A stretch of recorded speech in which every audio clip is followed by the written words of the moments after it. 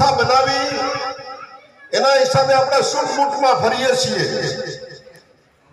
તો આ વ્યવસ્થાને ટકાવી રાખવા માટે આપણા બાળકો પણ આવા લીલા પીળા રહી શકે, તો એના માટે કોઈકે મેદાનમાં ઉતરવું પડે. તો બાબા સાહેબ જ્યારે લંડન થી બેરિસ્ટર બનીને આવ્યા, મુંબઈ ઉતર્યા, તો મુંબઈના પ્રતિષ્ઠિત લોકો બાબા સાહેબની પાસે ગયા કે તમે ઇન્ડિયામાં બેરિસ્ટર બનીને આવ્યા છો, અમે તમને જજ બનાવવા માંગીએ છીએ ન્યાયકોર્ટના. બાબા સાહેબને લંડનમાં પણ પ્રોફેસર બનવાની ઓફર હતી, અમેરિકામાં પણ હતી, અને મુંબઈ આવ્યા ત્યારે પણ એમને ઓફર થઈ કે તમને જજ બનાવવા માંગીએ છીએ અમે. હમણાં વચ્ચે નહીં, કોઈ ડિસ્ટર્બ નહીં કરતા પ્લીઝ પ્લીઝ. તો બાબા સાહેબે કહ્યું કે મેં જે જ્ઞાન પ્રાપ્ત કર્યું છે એ જ્ઞાનનો ઉપયોગ 2000 વર્ષથી અમારો જે સમાજ જે છે એને જાનવરથી પણ બદતર હાલમાં જીવવા માટે મજબૂર કરેલો છે. એની જે ગુલામીની બેડીઓ જે છે એને કાપવા માટે જ્ઞાનનો ઉપયોગ કરવાનો છું. હું જજ નથી બનવાનો. હવે તમને એ પણ કહી દઉં કે બાબા સાહેબ જજ ન બન્યા એ વખતે બાબા સાહેબ મુંબઈની ઝૂંપડપટ્ટીમાં 10 બાય 10 ની ખોલીમાં રહેતા હતા. ખોલીમાં 10 બાય 10 ની ખોલીમાં ઝૂંપડપટ્ટીમાં રહેતા હતા. જજ બને તો ક્યાં રહેવા જવાનું મળે? ગાડી બંગલા. એને ગાડી બંગલાનો ત્યાગ કરી અને આપણા માટે આખી જિંદગી એને સંઘર્ષ કર્યો, અને એ સંઘર્ષનું પરિણામ એટલે આપણા સૂટબૂટ આજના પરમાર સાહેબ બન્યા હોય, એલવી મકવાણા સાહેબ બન્યા હોય, કે પીકે ઝાલા સાહેબ બન્યા હોય, કે કેબી બાબરિયા બન્યા હોય, તો એ મહાપુરુષોનું જે છે એ આંદોલનનું પરિણામ છે.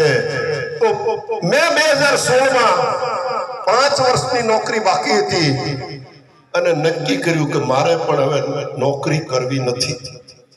2016માં રાજીનામું આપી દીધું અને રાજીનામું મૂકી અને છેલ્લા 8 વર્ષથી આખા ગુજરાતમાં ફરી અને બાબા સાહેબ કાશીરામ સાહેબની મૂવમેન્ટ ચલાવું છું. છેલ્લા 8 વર્ષમાં 3.5 લાખ કિલોમીટરનો પ્રવાસ કર્યો છે અને 2,500 થી વધારે મીટિંગો લીધી છે.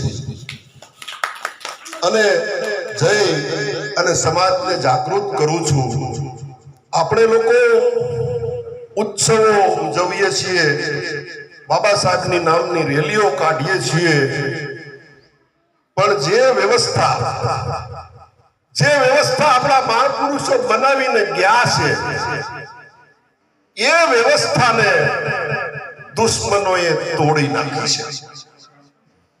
આજે એવી પરિસ્થિતિ નિર્માણ થઈ ગઈ છે કે જ્યાં એલવી મકવાણા સાહેબ હોય, પીકે ઝાલા સાહેબ હોય, કે કેબી બાબરિયા સાહેબ હોય, જે લાખનો પગાર લઈ શકતા હતા, એના છોકરાઓ આજે લાખનો પગાર નથી લઈ શકતા. એનું કારણ આ લોકોએ આખી વ્યવસ્થાને તોડીને ધ્વસ્ત કરી દીધી છે. તમે બીએ ચેનલમાં હો તો તમને 50-60 હજાર પગાર મળે. તમે રોડ બનો કરે પીડબ્લ્યુડી માં હો તો તમને ત્યાં પણ 50-60 હજાર પગાર મળે. તમે શિક્ષક તરીકે હો તો પણ તમને 50-60 હજાર પગાર મળતા હતા. આજે શું થયું છે? આજે બીએ ચેનલ ખતમ કર્યું. તમે વોડાફોન જોઈ લો, આઈડિયા જોઈ લો, એરટેલ જોઈ લો, જીઓ લઈ લો, કેટલા પગાર આપે છે આપણા છોકરાઓને? 10-12 હજાર. ભણતર આપણા છોકરાનું આપણા કરતા વધારે છે, પણ કેટલો પગાર આપે છે? 10-12 હજાર. પીડબ્લ્યુડી માં કારકુન હતા તો કારકુનનો પગાર 50,000 મળતો હતો. આજે ટોલ ટેક્સ માં જાવ જોઈએ, બેઠા હોયેલા છોકરા ટોલ ટેક્સ ઉઘરાવે છે, એને શું આપે છે? 10-12,000. તો આખી વ્યવસ્થા તોડી નાખી. શું કામ તોડી નાખી? કારણ કે આપણે નોકરી કરવાના મોજમાં રહ્યા.